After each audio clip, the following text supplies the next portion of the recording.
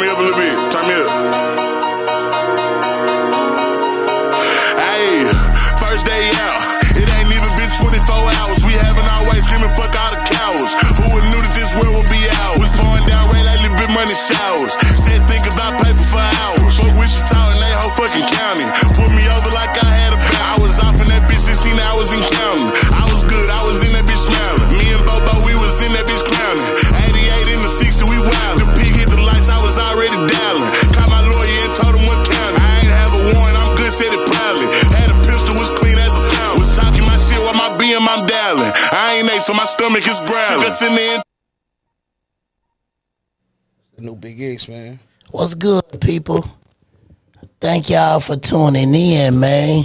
We got a special guest in the building, none other than Smack Taylor. What's good, my What's boy? good, baby? What's good? Hey, man, I just want to say just off rip, man, I saw the movie, man. Excellent job, man. Appreciate it. Excellent job, man. And you know what? I thought it was going to be like one of them, like, Tubi-like movies. No, this is a real live, like, real cinema action type movie. I mean, this was excellent. Great job on it. So, man, let's get the backstory on how all this came about, man. I want you to go all into that. Let's just go. The backstory in the Smack Taylor, man, I'm going to give you the real. Yeah. It started in 2001. Yeah. You know what I'm saying? I'm like 17 at that point in time. Right. And my cousin, I pull up on my fam, Chuck, and he was over my he was at my other fam's dad's shop. Right. And his dad worked on cars, my fam Bubba running. And they was like, we finna go to the studio. And I'm like, the studio? You know what I'm saying? So I see a CD, R.I.P. Lil Bookie. Yeah. Me and Bookie the same age. We've been knowing each other since we was kids. Like, and Bookie had the 17s on up single. Oh, okay. Yeah. You know what I'm saying? Yeah. And to me, at that time, I'm like, somebody from my area, Bookie really making music. You know what I'm saying? Yeah. Like, let's go to the studio. Right. You know what I'm saying? So I go to the studio with him. We go to Saratoga. We go to my partner, Lil Artie, and them, they had Dirty Life Records. You know what I'm saying? I'm a Dirty Life original. You know what I'm saying? Yes, sir. And you know, and we was down there, and I fell in love with the craft. I fell in love with going to the shows. We was going to my first show was in Hot Springs Club KMA. It was right on Central. Yeah. We went there. I remember, like, we had the shirts with the logos on them at that time. Yeah. You know what I'm saying? And like, it was like a real music movement for our area, you know. And at that time, my cousin Southside, he was still locked up, Southside Reggie. Yeah. You know what I'm saying? This is pre-Pimpin' Superb.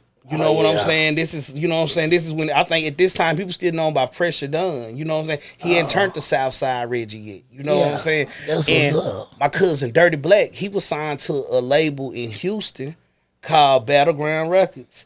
He came back home, and I remember he came to Dirty Life too. So it was like, I felt like we was putting together a super team because it was like, the talent of the area, Bookie, you know what I'm saying? And then all of the other people that we had on the label, plus Black being coming to the label. Also, I feel like at that time right there, and Black had a very strong following. He had the song, you know what I'm saying? I'm out that ARK, you know what I'm saying? That Mad Ark song. Oh, yeah. You know what I'm saying? Yeah. And so, like, we everywhere doing songs. And my cousin, he was doing music since he was like 12. Him and Lady Fat, them, they started in Louisiana.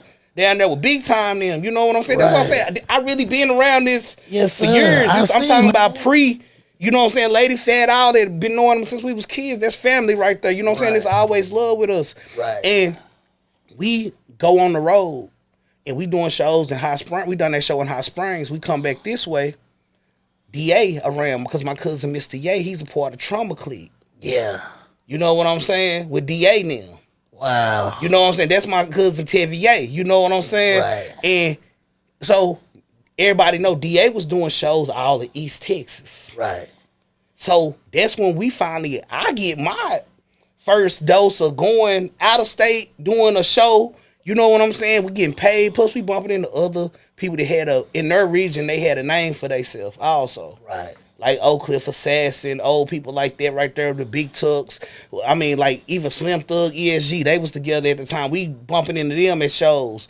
Like anybody you can name, We was bumping to them in Texas at shows and stuff. Yeah. And we was opening up for them, you know what I'm saying? And it was just like, I got the bite and I got sprung on it. You know what I'm saying? Yeah. And at that time, I had a Yukon. You know what I'm saying? So we jumping my shit. We all going everywhere. We everywhere doing shows. We on the slab. I mean, I'm supposed to be in school. I'm in Dallas. Everything. You know what I'm saying? I chose this almost over school and stuff then. Yeah. Ready to walk away from it. And it sparked something in me that never died. You know what I'm saying? Yeah. I got an old picture of me and Paul Wild from 2001 at the Kappa Beach party. Yes, you know what I'm saying? And then we took it again like in 2014. So I'm thinking now it's another 10 years. Me and Paul damn near need to take another picture again. This is almost 30 years of, and I've been knowing people like Lil Flip now. They've been rocking with me 10, 15 plus years. You know what I'm saying? Kevin Gates, Fayetteville, Johnny Football, the Arkansas Razorback homecoming when Johnny Football was playing with Texas A&M. Kevin Gates, I put that together. Then after that, everybody remember when Kevin Gates came to the Paradise, right? Right. Got that contract in my phone. Right. You know what I'm saying? And I've been knowing Dirty White and them. I've been knowing Pippi and them. I've been knowing these people. I've been knowing Pippi and them since like the early 2000s back then. Right. You know what I'm saying? Flat Bo and them, they can tell you they been knowing. I ain't no, you know what I'm saying? I ain't new to the area. Right. You know what I'm saying? But I never stopped. No, even when I moved away. Like, because at 18, after I graduated, I shot straight to Oklahoma. I went to Tulsa, Oklahoma. So y'all done all seen that on the first 48. Everybody knows about Tulsa. Yeah. It goes down. And I went there, and I didn't have no relatives or nothing there. No type of family members or nothing. And I'm there, living, going to school. That's when I got jumped in the car business. And the car business just turned into something else. It gave me money to do what else I wanted to do and still focus on my side hustles, my side things that I want to do. But I never lost focus of the dream. You know what I'm saying? For sure. And you got to keep striving. That's the thing. I tell anybody, man, just don't stop. Because in our reality, I'm 40, but I'm in my first movie. You know what I'm saying? And that's a crazy situation, how the movie came about, because I was doing my podcast. And I got offered to do a red carpet interview for a reality TV show called The Certified City Girls in Dallas. And that's my partner, Rari and Jules and them. They had the TV Now network. They had their own app, and they was putting their own shows on their own app. And director Mr. E, he shot the Triple D Revenge, the movie that Mo 3 was in when he passed. Yeah. And I watched Triple D Revenge, and I'm gonna be 1,000 with you. When I watch, I'm somewhere, you know what I'm saying, with some laid up watching movies and stuff. Yeah. And I watched Triple D Revenge, and I'm like, dog, I seen 3, and I'm like, dog, I want to do this. I want to do this acting thing. I want to do this acting thing for sure, for sure. This is something I want to do. Right. And it just felt in reach because it was in Dallas. Right. So at the same time, my partner and them, they got their own shop in Dallas, everything like that. So I'm like, cool, I got a spot I can go shoot my podcast at, and I can work here and work Dallas at the same time. And I'm out there, and like I said, I met Jules and them. I went out there and I got like this big B&B. That's when I done the Big X interview in 2022.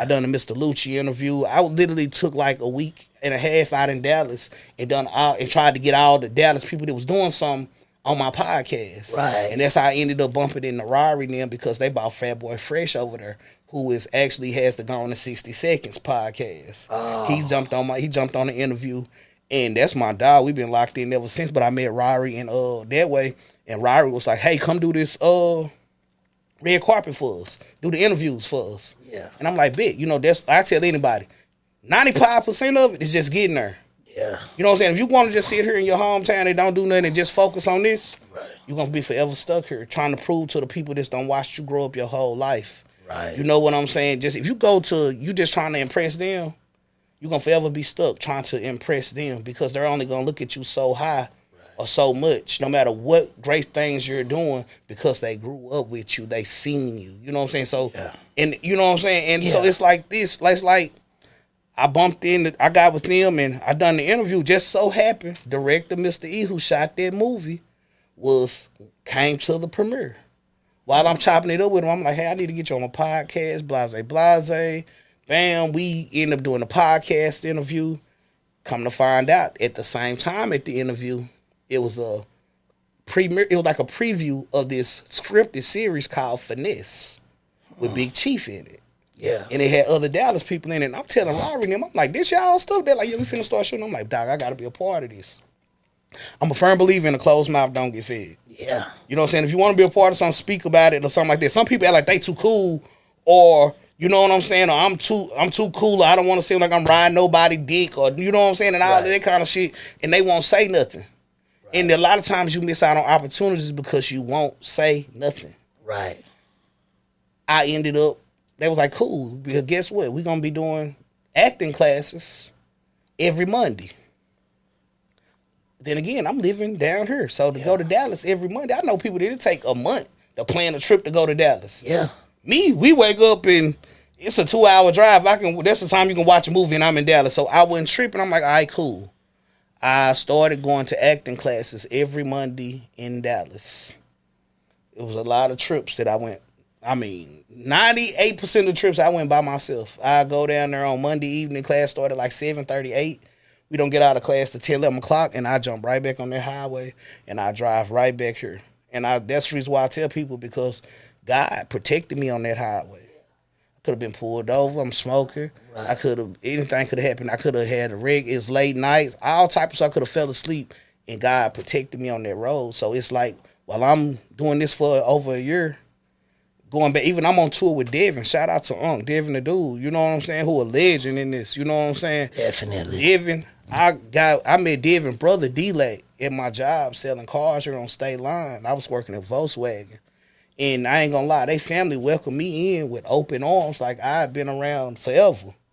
And end up getting the opportunity and being blessed to go on tour with Devin. You know what I'm saying? 30 cities around the United States, from the East Coast to up north, everywhere. And the thing is, even on tour, I would fly back to Dallas to go to class on Mondays. And fly back and catch up with the tour.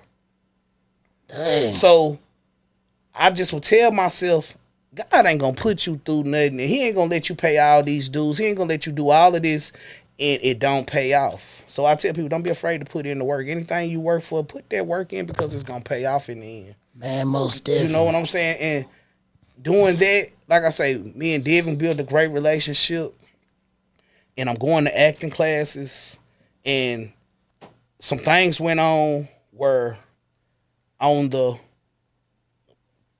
out of my control, they wasn't able to push on with the series. Finesses kind of got put on pause. Yeah. At that time, I'm in acting. I'm going to acting school. I'm in Dallas. I'm putting my feet on the ground in Dallas. I'm bumping. I'm rubbing shoulders. I'm shaking hands.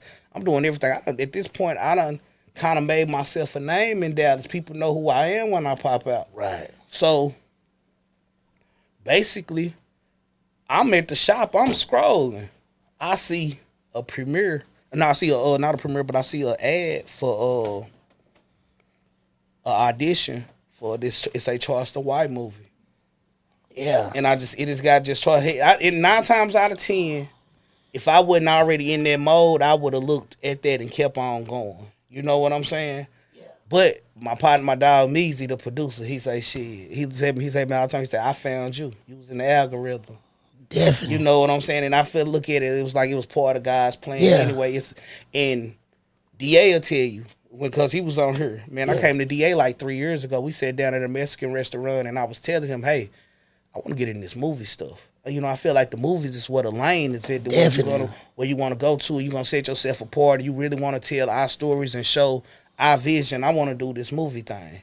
And, you know, and DA told me last night, and I think he said, man, I came to him, this right here was spoken. He said, and the crazy part about Wrong Address, so we go to the premiere. I see that on a Saturday. The premiere the audition is on a Wednesday.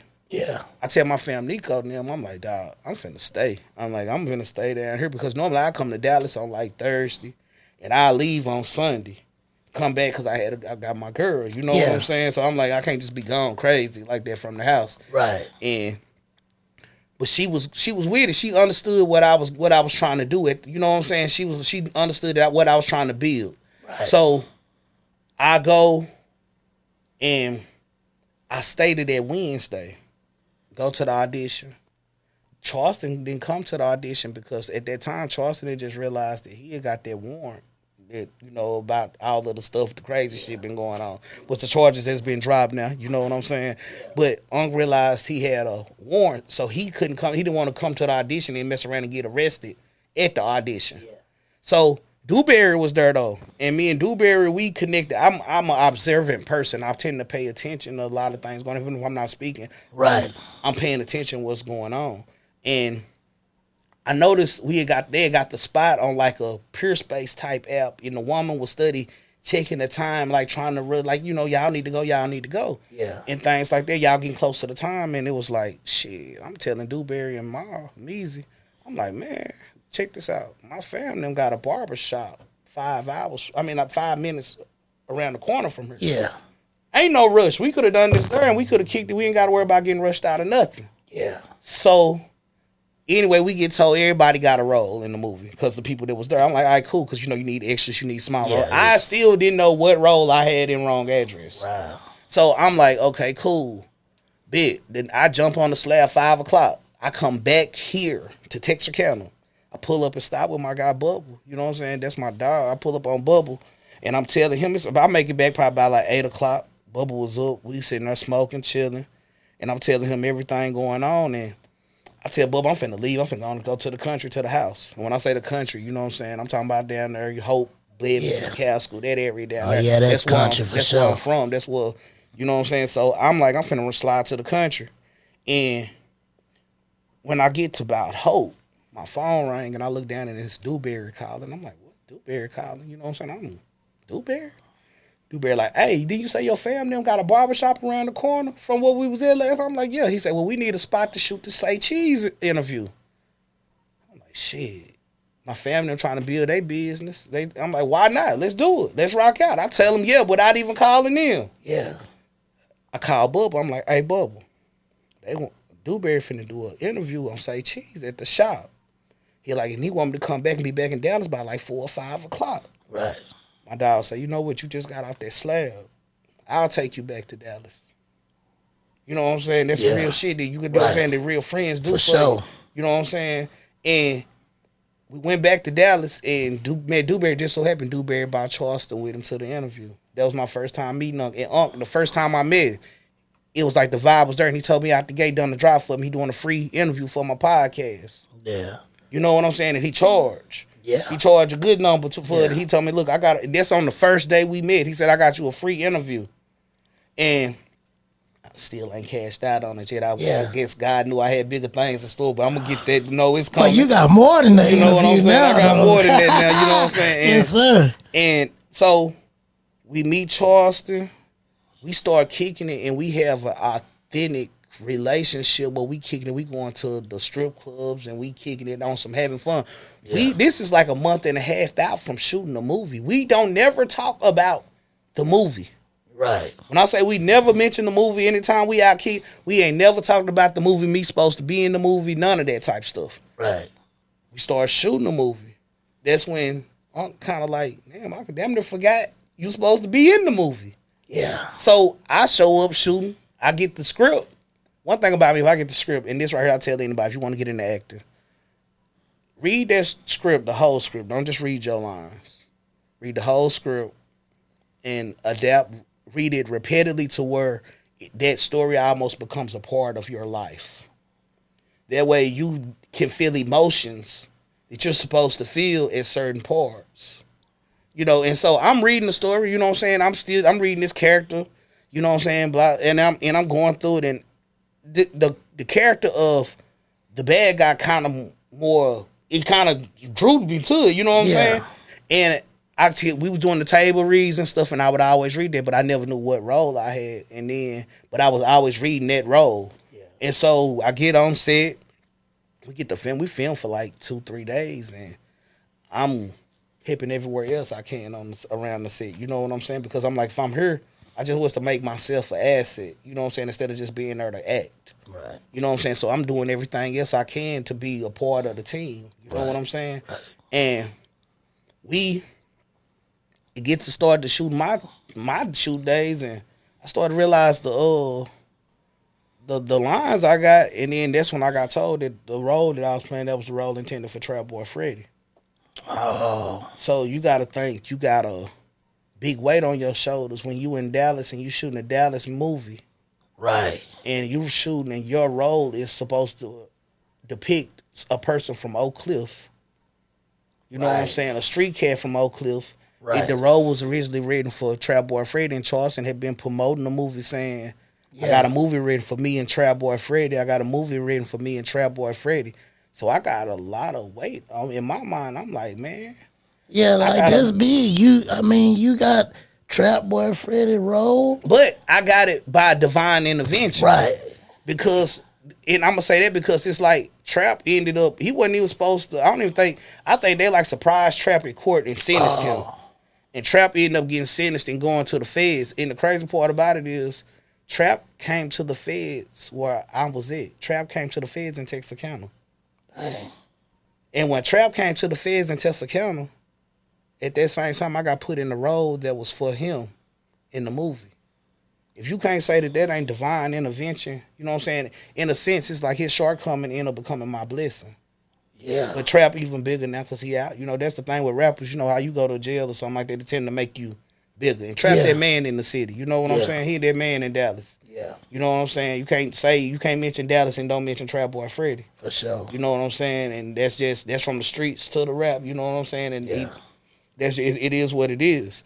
And you know what I'm saying? And like I said, I ended up getting that role and I was already in that mode and I just done my thing. You know what I'm saying? I'm you know what I'm saying? I tapped in. But I feel like it was easy for me to tap in because I had been spending literally so much time in Dallas. I immersed myself into the Dallas culture for over a year, not knowing that I was going to play this role. Wow. You know what I'm saying? It was like, that's why I say it was like God was lining things up himself.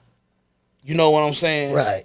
And when he got something for you, it's a prime example of this. When God got something for you, man, guess what? Ain't nothing nobody can do or none of that right there. You gonna get what's for you. That's true, man. You know what I'm saying? And when you get your opportunities in this, just capitalize on your opportunity. I tell everybody that. Capitalize on your opportunity. All gas, no brakes, and put your all into it because that's what I done. It wasn't no secrets. It wasn't no secret recipe to it. No, I didn't get the position because of me and Charleston's relationship because it was a different producer that done the casting and everything. You know what I'm saying? Charleston is just an executive producer on the movie and an actor in the movie, just like I was an actor in the movie. But as far as the choosing who get what roles, he had no influence on that whatsoever. That came from my dog Meezy. And you know what I'm saying? I'm just glad that Meezy seen that in me to give me that opportunity because he could have gave that opportunity to anybody else. Yeah. You know what I'm saying? But I feel like I had been training myself for like over a year almost to, you know what I'm saying, to go into the acting world. Yeah. I understood it. And the first thing Mr. E taught me was acting is not a talent, it's a skill. Yeah. You know, because you will meet people and be like, oh, my nephew was such and such is so talented. And you know what I'm saying? I feel like he'll be an excellent actor, but acting, there's no talent in acting. Right. You know what I'm saying? It's a skill that you have to learn. Yeah. And that's what I tell anybody. But like, and the main thing I tell anybody, how I end up getting into music, because the thing is, I wanted to get in acting as a kid. Yeah. I wanted to get acting. I was in like Odyssey of the Mind and Gifted and Talented in school doing plays and stuff growing up. So it was always there. Developing. Right. Yeah. But the thing is, here, where we're at that time frame growing up, you know what I'm saying? When you think TV, you think New York or LA, something like that. You know, Atlanta came on, become a movie hub later on. Yeah. But it was more easy for us to reach. We thought it was more easy for us to reach the music fame. Right. Than to get into the TV stuff, because the music stuff, we knew people from Dallas that was doing their things, people from 2 hours up the road. So the music, it just seemed in a closer reach. Right. Not the acting. So once I got the opportunity again, you know what I'm saying, and just, it was like I said, it's always been there since a kid. You know what I'm saying? So once I got the opportunity, that's the reason why I never gave up on it. I just went on and went straight through with it. You know what I'm saying? But like I said, man, I had a lot of influences in this growing. I mean, a lot of influence just in the entertainment for sure. Like I said, but it started with Dirty Life. That what knocked me into the game, and that's what put me in the game and gave me that itch for everything that goes on, for the promotion, booking artists, the rapping, everything. You know what I'm saying? That's what gave me that you know what I'm saying? Like I said, I moved to Fayetteville Arkansas, where the Razorbacks said. I lived up there for like 5 years. I remember when I first moved up there, and it was other promoters up there. But we were throwing parties in Washington, Arkansas at the gym and bringing people like Trill Lee, Prince Rick, Fox, them, all them to the country. So it was like when I got up there, I seen an open lane. Like, you know what I'm saying? Fayetteville, it was predominantly white, but black people was up there because of the college and stuff like that. Yeah. And I was just like, man, it's an open lane up here. And I took it and wanted to started throwing parties at Dixon Street Theater. You know what I'm saying? And if you've been familiar with Fayetteville, you know that's a classic place. Yeah. You know what I'm saying? And we got into the party game. And like I said, got to meet people up there. And that's how, and then the Kevin Gates, it was like, you know what, I want to try this myself and let's bring an artist to Fayetteville. You know what I'm saying? At that time, Gates had to Make 'Em Believe. That was a Cash Money single. Oh. And he had the Satellites out and, you know what I'm saying, the Stroke, and he had all these other songs.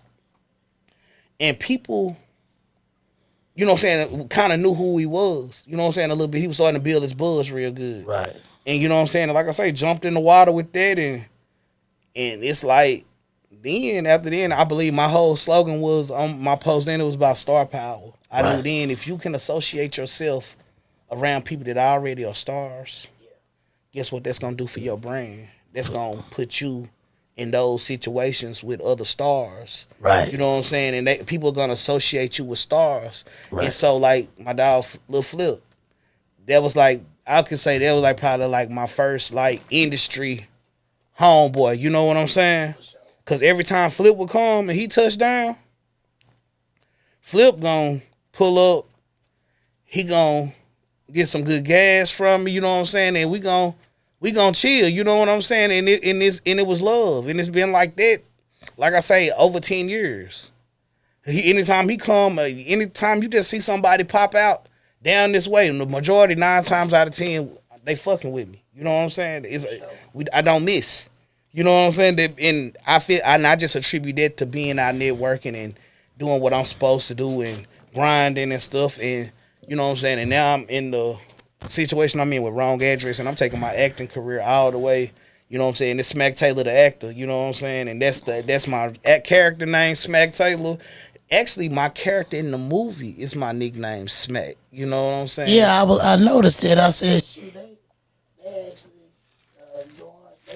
use your nickname for real. Yeah, you know so now, well, after everybody see this movie, and y'all definitely check it out, Wrong Address.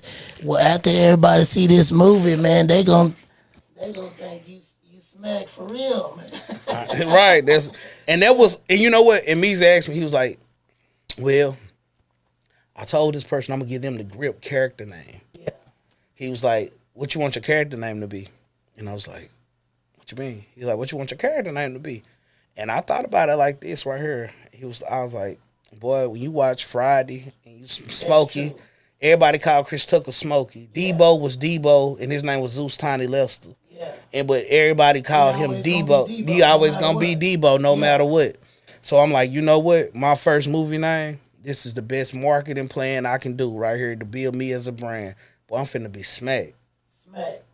I'm finna be who I am, even though the character, personality and stuff might not match up with me. But if you watch this movie, you're gonna for sure always remember Smack. You know what I'm saying? For sure. Man, great, man. Hey, I was very impressed. And I'm gonna tell you something, I'm a hard critique because the reason why I say that is because I don't just tell people stuff to make them happy. Right. I don't just tell people stuff to like make it work like, okay, I'm gonna lie to you, but now I'm gonna tell you for real, man. I was very impressed because to be honest, I'm gonna keep it above. That's what I want. Because a lot of times when we do movies, our own, we be downplaying it before we get in there. Right. And I was like, okay, well, you know, let's see how it go. But when I actually went in there and saw this movie, I'm like, man, bravo. Because, I mean, this wasn't even, it don't even look like it was cheaply done. You know what I mean? Like, the quality, the main thing, because, see, I do films and stuff. For sure. So the main thing I look at is, it look like a home. I look at movies like, oh, when it look homemade, you kind of get out of it. You lose interest. Yeah, exactly. You kind of be like, I don't really want to watch it. It's homemade. It ain't going to be no good. But some of them homemade movies are good. Right. But this one don't even look like a homemade movie. This looked like something just like we did when we went to cinema. Right. This looked like something that come out on Paramount or right. Universal or something like that. So, man, I definitely congratulate you on this. And this was another thing that surprised me. Mm-hmm. You like the main one in the movie. Like, you see you majority of the time. Yeah, man. I think I see you more than Charleston. Man, everybody was telling me that last night. Or they was like, this your movie. Yeah. You really shine, man. And you stood out, and I could tell with the role, man. You took it and you know what, man? It was like you were saying a while ago. I could tell that you read that script and you made it your life. Right. You can tell by watching it. You said, man, y'all gotta check it out. I don't even want to give up no lines, and I ain't capping either. You really gotta watch this movie. Wrong. You ain't talking about the infamous "set your bitch ass up" line, is you? That one too. But then the other line when the dude had his son and he was waiting in the car, you said, I gotta watch this. He was like, he was kind of scared. Like, you got out like, yeah, I'm finna handle this. And I'm like, oh yeah. Yeah, man. It's little things I look at and I'm like, oh, this is for real. I mean, and I could tell you really had your heart in it. So, man, congratulations. Man, yeah, I had to put my heart in it because, like, I ain't gonna lie to you, man. We done the Dallas premiere. It was cool. It was like it sold out. We done the Jackson, Mississippi premiere. It sold out. But to me, it was about the Texarkana premiere. It was about because I was bringing it home. My people that my mom was getting to see it on the big screen for the first time. That's something that, you know what I'm saying? It's like, dog, that's some shit that you don't even. A lot of people can't even fathom that. You know what I'm saying? Seeing yourself on that big screen in that movie theater. It's like I can watch that movie 50 times in there and it's not going to get old. It's going to be like it's my first time watching it. And to do it with my mom and my family and my peers and my people with me, that's right there. That's me more than anything because it's like, dog, this right here, what I done seen so many people around here, this what we work for. This what we done put a lot of years in the grinding and ain't gave up. This what we done this for is to reach levels like this. And that's why it's kind of crazy because you would think that movie would be so jammed that it's that people got to stand up in the aisles and everything because of where we come from. This type of things don't happen around here because it's like here, if you ain't sports, you know what I'm saying? You damn near forced to go work a job. You know what I'm saying? It ain't nothing wrong with it. You know what I'm saying? But if that's your lane, but it's like. This what we do this for. This what we grind for. This to reach these levels. You know what I'm saying? Man, let me tell you something. You exactly right about what you said, but you know another thing. Let's go back to what you was talking about. For sure. Earlier. If everybody is there standing in the aisle, everybody there that got your back, they'll say they made you. But then, when your back is against the wall, God will show you, man, I got you.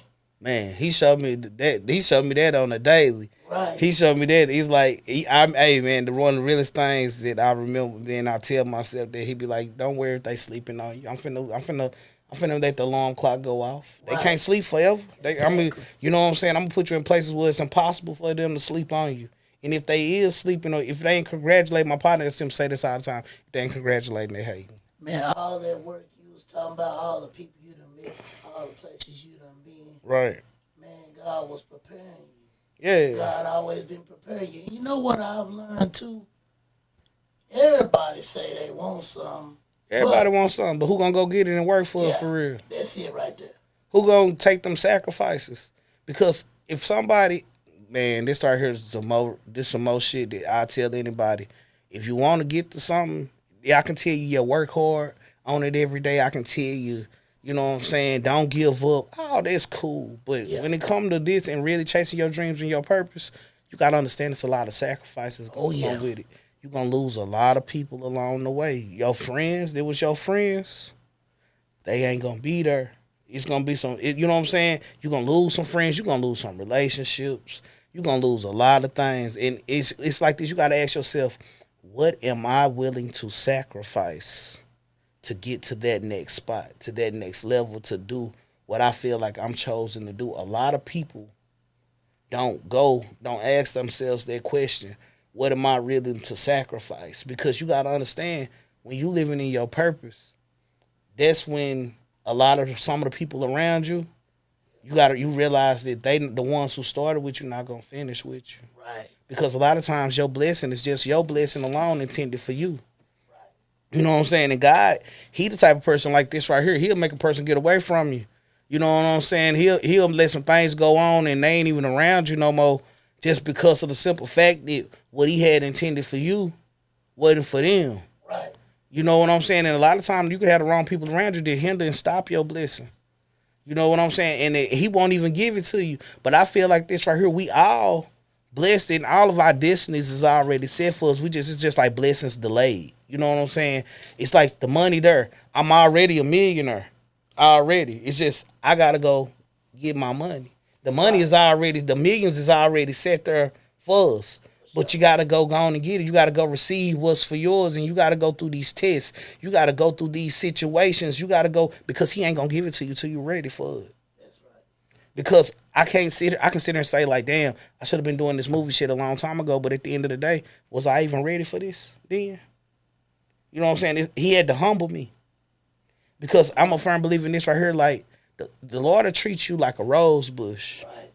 You know, in the wintertime, you got to prune that rose bush and cut everything off of it that's dead. That rose bush going to look like some sticks sticking up out the ground after you get through pruning it.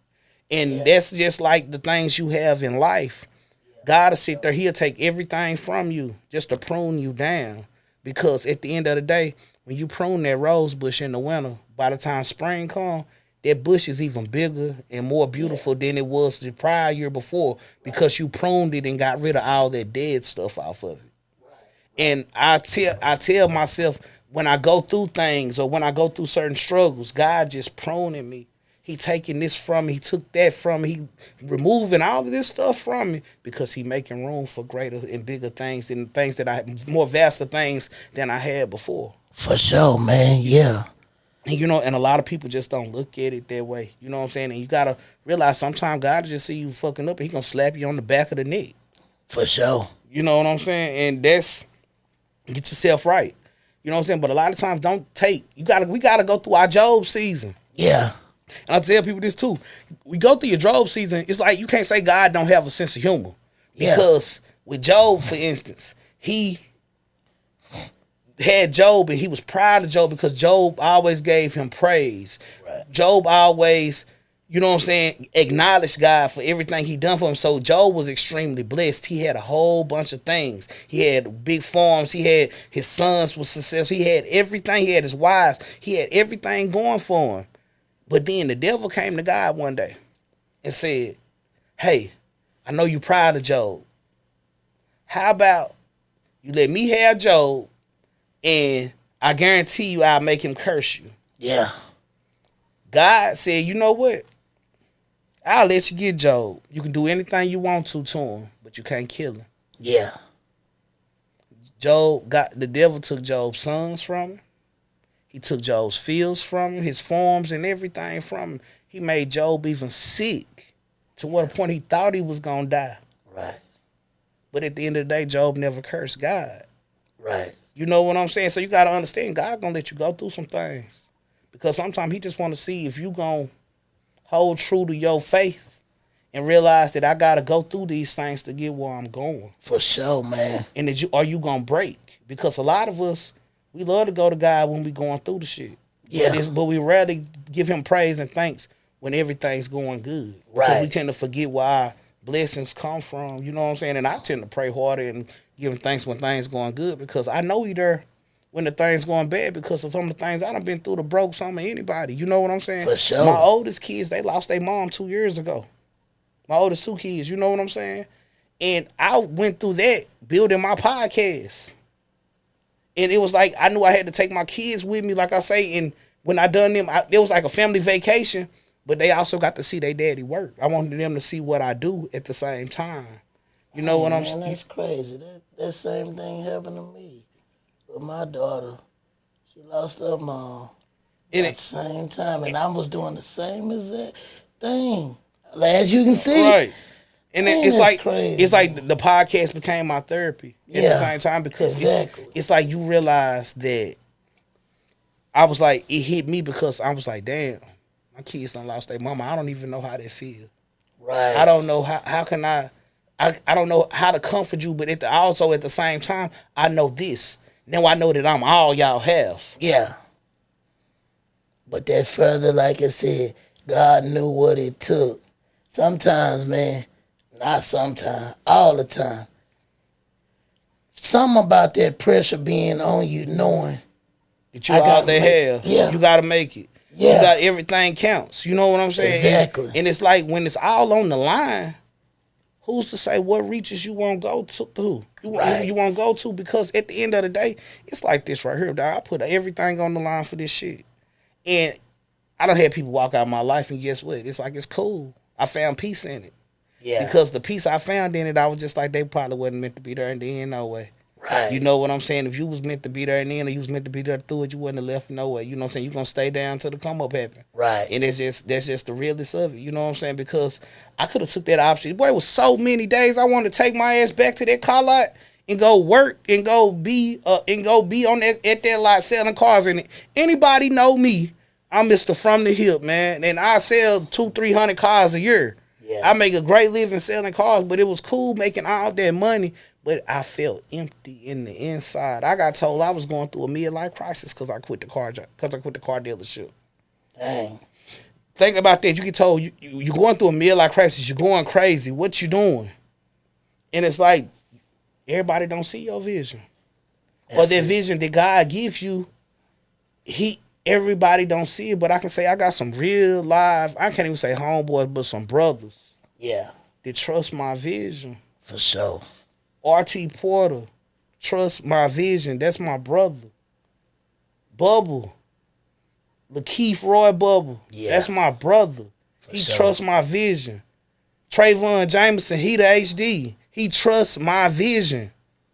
They seen when, the thing is, when I wasn't at the top, when none of this was going on, they still trusted the vision when the struggle was going on. For sure. It was about seeing that. And to me, that mean more than anything. Yeah. So when you see who you see with me, know it's a reason why they there. Yeah. Because their support, man, you don't find that in people, dog. Everybody don't. Because a lot of people like this, they look at it if it don't benefit them. Right. They not going to do it. Ain't too many people going to say, I see what my dog got going on and I trust his vision and I see the bigger picture. And they going to sit there and they going to ride with you through it. You know what I'm saying? That's why I tell everybody to Smack Taylor, this the brand. This right here was sitting in front of you. It's more than just me. Yeah. It's way more than just me. It's my team. For sure. You know what I'm saying? They make this be here because them and God, you know what I'm saying? That's what make this go on. I can't sit there and never say this shit all me. For sure. Because boy, that's the most selfish shit you could ever do. Because if you got that team, it ain't no I in team. Yeah. Just play your position and do what you're supposed to do, and everything gonna work out and do exactly what it's supposed to do. And a lot of people don't understand that. You know what I'm saying? Yeah. I grew up. I can't even come to people and I tell them, look, because I realize this. It's a difference when you grew up off of love and nurturing versus when you grew up off of survival. Right. You know what I'm saying? And that's one thing about my people. I can say my dogs, we grew up off love. You know what I'm saying? We grew up off nurturing. We had nurturing families and stuff like that. Our pops was in our lives and things like that. And our moms was in our lives. You know what I'm saying? My mom and dad got divorced when I was 2, but at the same time, my daddy was still in my life. You know what I'm saying? My daddy was there. I can't sit there and be like, I grew up and don't know who my daddy is. I don't got them stories. I can't be like, I grew up and my mom was on food stamps and our lights was off. I don't have them stories. For sure. But the only stories that I do have, I can tell you this, though, is I come from a place, and I grew up in a town called McCaskill, Arkansas, where the population sign said 87 people. Dang. Born in Hope, Arkansas. And I always told myself, if Bill Clinton could be born here and become president, what could I do? Hey man, You know what I'm saying? And the greatness is yet to come. I wanted you said you shooting some more stuff now. Let's talk about your plans for the future. Man, you know right now we shooting triple crosses.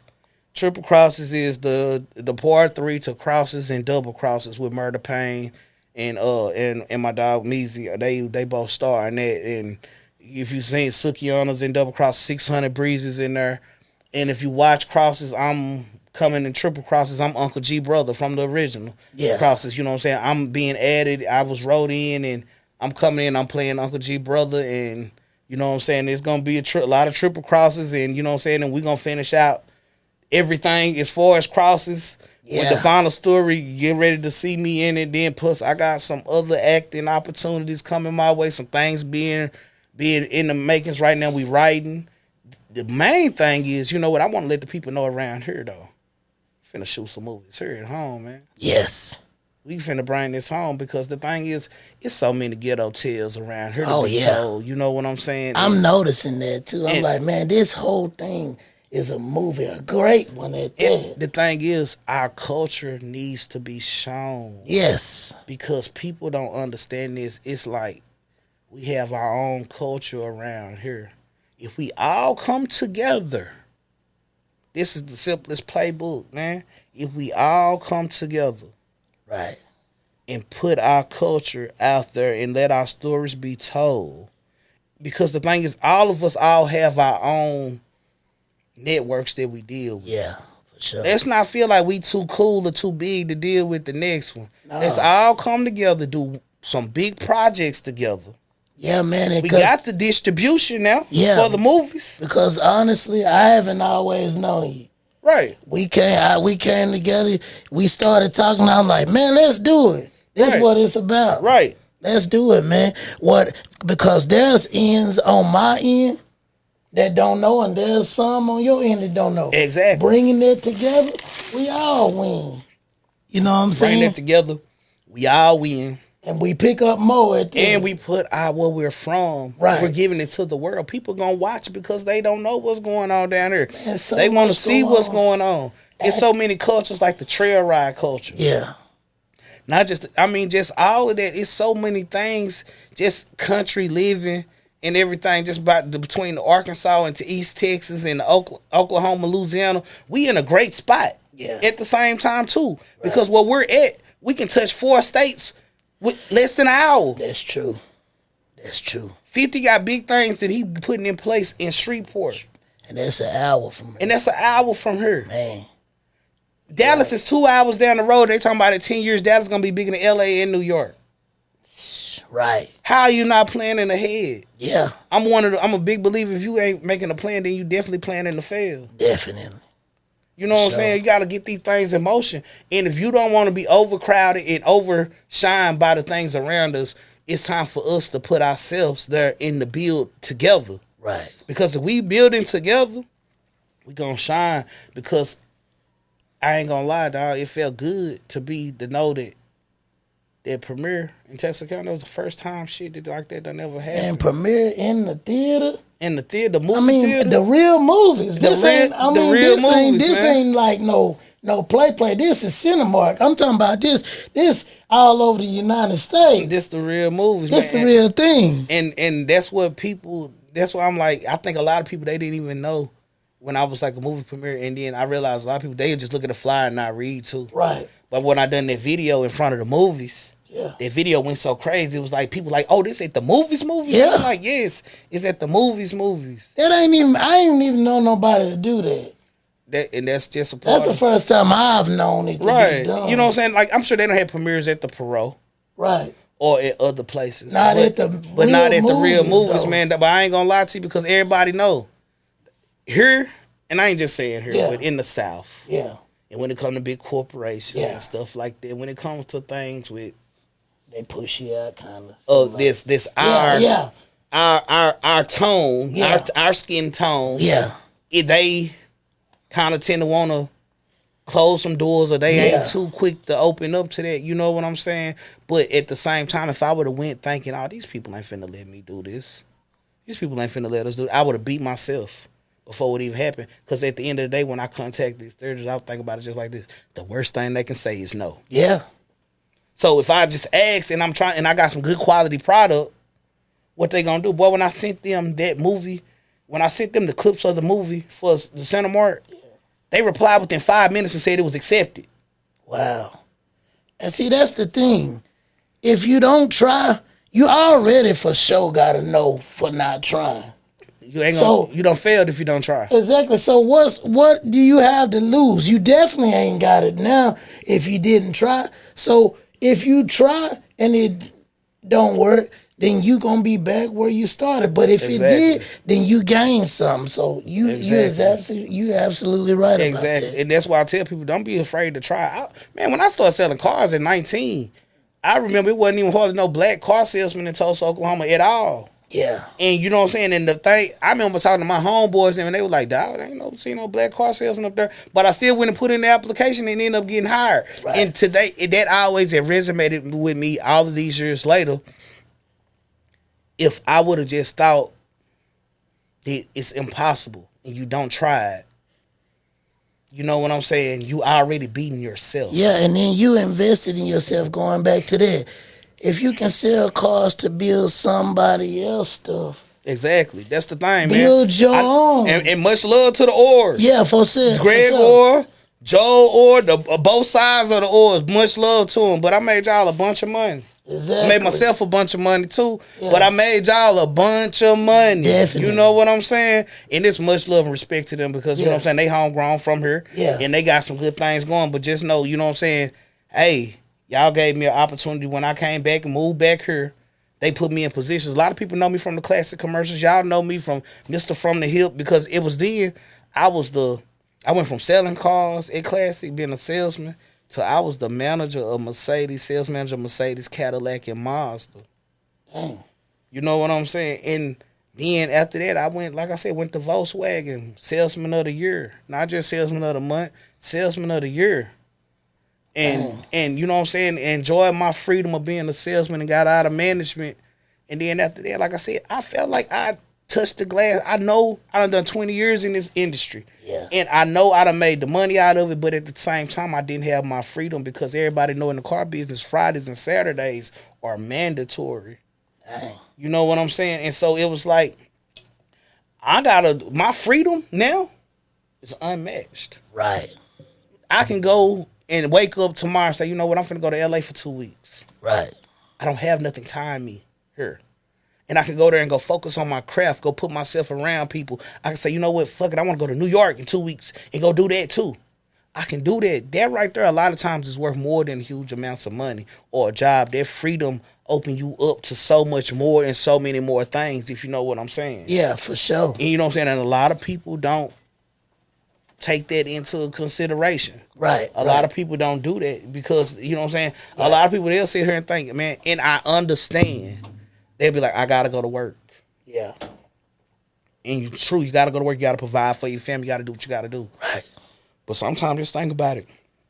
You ain't a slave to the bills. Yeah. Just, you know what I'm saying? Don't try to live above your means. Right.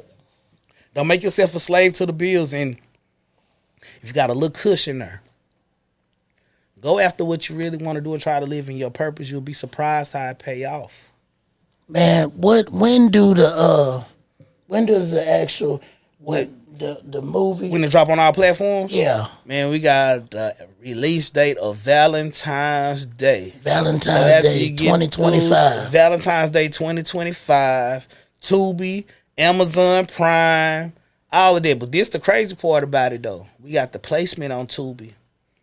When you cut on the app, you know, that first movie that pop up, wrong address will be there for the longest. You know what I'm saying? It's about to go crazy. The actual trailer about to drop in a few weeks, the official movie trailer. And then, you know what I'm saying, people are starting to start knowing who I am then because I'm all in the trailer. You know what I'm saying?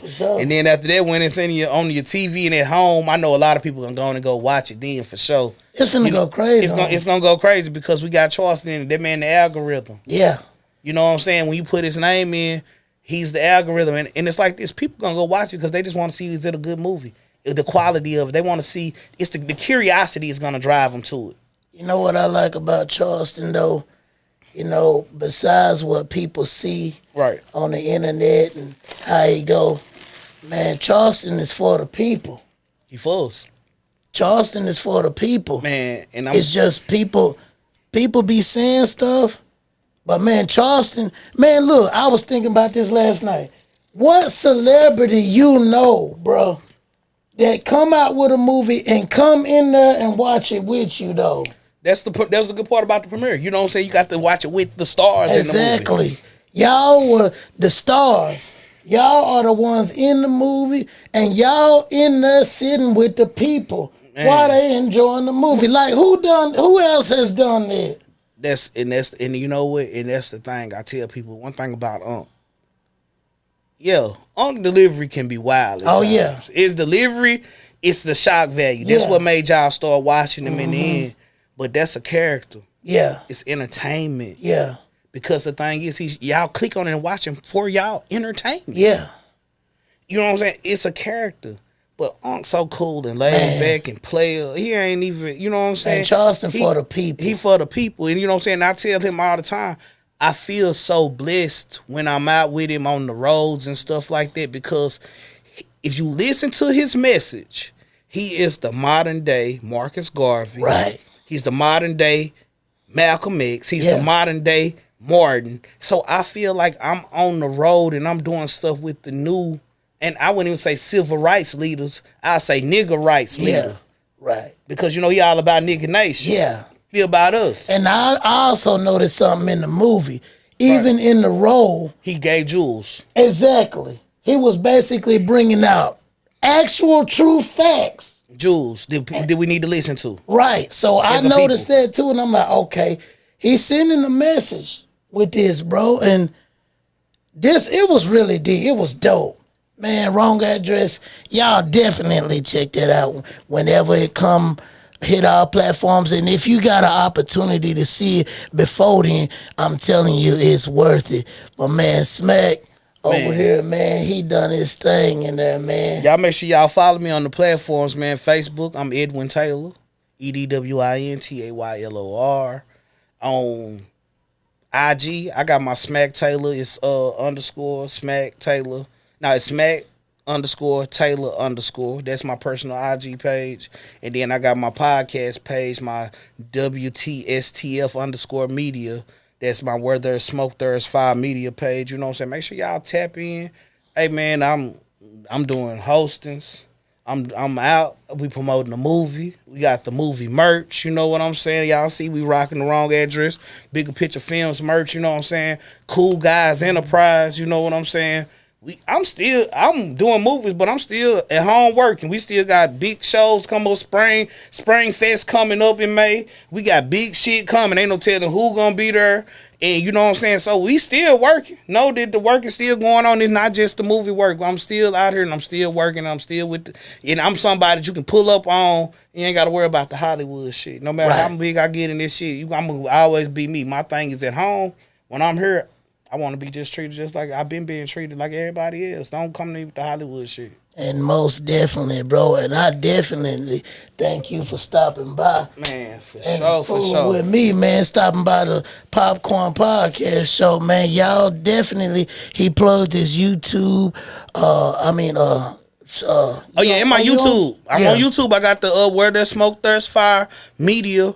Also, that's my YouTube channel. Where you guys go in there, check out some of the episodes, and you can see, you know what I'm saying, the first episode I had just Brittany and Southside Reggie. Yeah. You know what I'm saying? That's my first episode ever. You know what I'm saying? And y'all go through there and check them out. Y'all gonna see Lou Nell on there. Y'all gonna see Big X the Plug, Mr. Lucci, Deion Sanders. Y'all gonna see some of everybody. Like I say, the work been going on.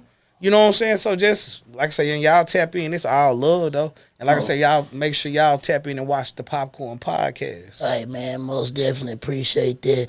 Well, he done plugged everything. Wrong Address. Man, congratulations. And I always end it like this. Man, I pray that God keep giving you the strength and the endurance and the mental ability to be able to go through what you need to go through to achieve what it is that you want him to do in your life. Amen. Man.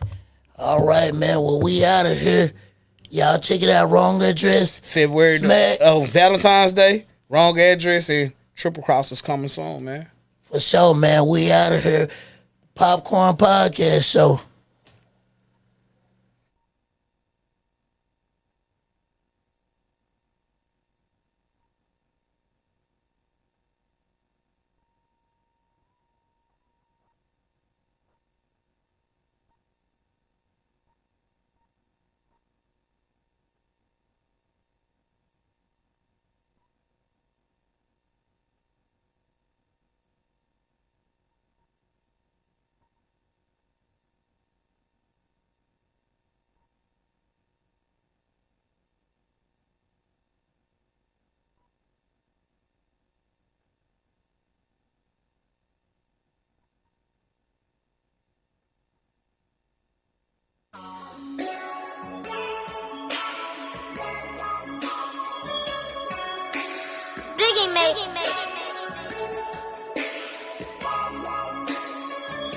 Effing up in my head when I step out. Granny told me, boy, you too blessed to be stressed out.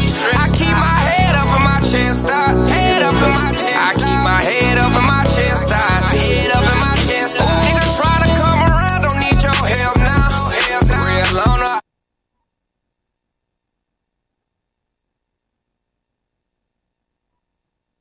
Yellow, man. The screen is cut off. That's a little sample. That's a sample of that new Yellow, man. My boy out here working, man. Appreciate y'all. Y'all get ready for a big birthday bash. May 8th, my birthday, man. I'm finna do something crazy in the city. Know that. And I'll tell you who I might bring. Might bring my partners from the New Dallas shit. You never know who might pop up, man. Just know. Oh, yeah. That's another thing. Y'all see Z and Nardo in the movie? Y'all see? You know who Z and Nardo is from Dallas? He's like one of the newest, biggest Dallas rapper. Yeah, he in the movie on the intro. Oh. That was the dude in the vid. Yeah. Mm-hmm, with the big Z piece on. Okay. Hey, man, shout out JJ. Z and JJ, man. That's my family. That's my Dallas family, man. Z and Arkansas. Big smack here, man. Know that. Sure.